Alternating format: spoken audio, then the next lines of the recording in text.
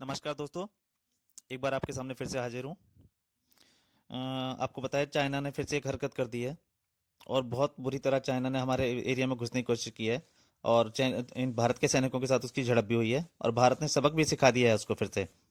और ये पूरी घटना क्या है इसके लिए आपको बताऊंगा, लेकिन मेरी आपसे एक गुजारिश है उससे पहले, प्लीज़ अगर आपको मेरी खबर अच्छी लगे तो प्लीज़ चैनल को लाइक कीजिए, वो खबर को लाइक कीजिए और चैनल को सब्सक्राइब कीजिए।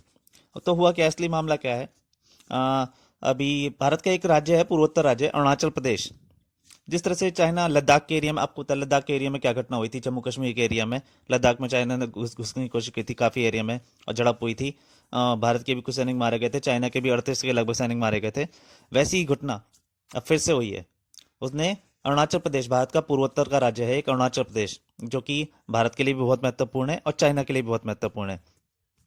चाइना ने वहाँ पे लगभग, अब जब से वो लद्दाख का एरिया हुआ, चाइना ने अरुणाचल प्रदेश के एरिया में भी लगातार अपने निर्माण कार्य शुरू कर दिए हैं, जो भारत भी कर अपने निर्माण कार्य कर रहा है। भारत भी बहुत तेजी से, भारत की सरकार भी बहुत तेजी से वहाँ पर कार्य कर रही है। अब क्या हुआ, भारत को पहले से ही लगभग अंदाजा लग रहा था, 10 से 15 दिन पहले से ही कुछ चाइना हरकत करने वाला है, इसलिए भारत ने अपनी पूरी तैयारी कर रखी थी। तो अभी क्या हुआ, 9 तारीख को, 9 दिसंबर, आज 13 दिसंबर हो गई है जब मैं खबर बना रहा हूँ, क्यों तब तक ये खबर भारत ने छुपाए रखी है। कल संसद में खबर मिली है, पार्लियामेंट में 12 दिसंबर को। तब तक भारत ने खबर रोके रखी थी, मीडिया के जरिए खबर आई है कि चाइना के लगभग 300 सैनिक, चाइना के लगभग 300 सैनिक एक साथ भारत के अरुणाचल प्रदेश का एक एरिया है तवांग, तवांग का इलाके में, वहाँ पे एक साथ 300 सैनिक दाखिल हुए और उन्होंने एरिया में लगभग घुसने की कोशिश की। कहाँ गश्त पेट्रोलिंग होती है एक, 2006 का एक नियम है, भारत और चाइना के बीच समझौते में 2006 का एक नियम है जो पेट्रोलिंग, जिसके तहत पेट्रोलिंग की जाती है अपने अपने एरिया में।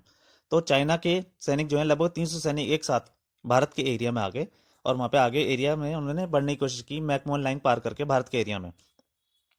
और वहाँ पे लेकिन भारत के सैनिक पहले से ही तैयार थे, उन्होंने उनका पूरी तरह सामना किया और उनके बीच आपस में झड़प भी हुई है, मतलब हाथापाई भी हुई है यहाँ तक कि, और कुछ दोनों तरफ के सैनिकों को चोटें भी आई हैं।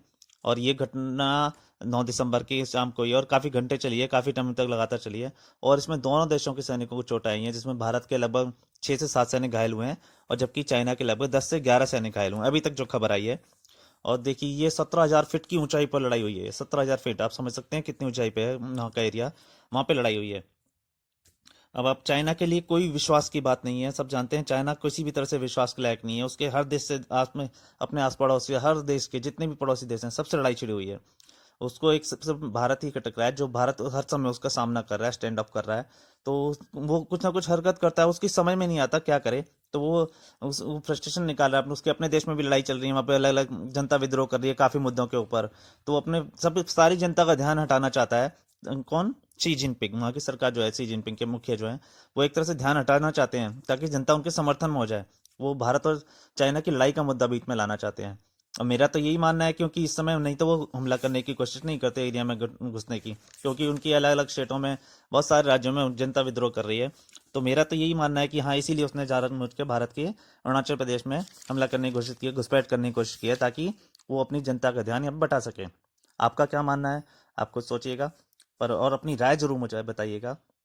बस आज के लिए इतना ही, धन्यवाद।